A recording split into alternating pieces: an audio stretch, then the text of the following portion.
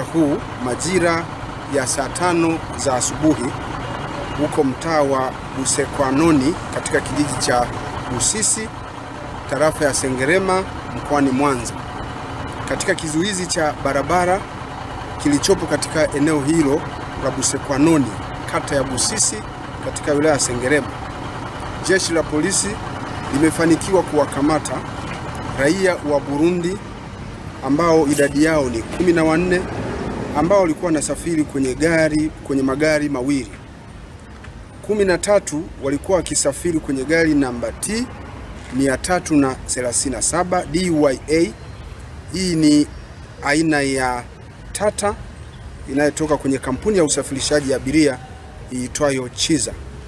Gari hili ni mali ya Chiza Francis Lugubi ambaye ni mkazi wa mkoa wa Dodoma.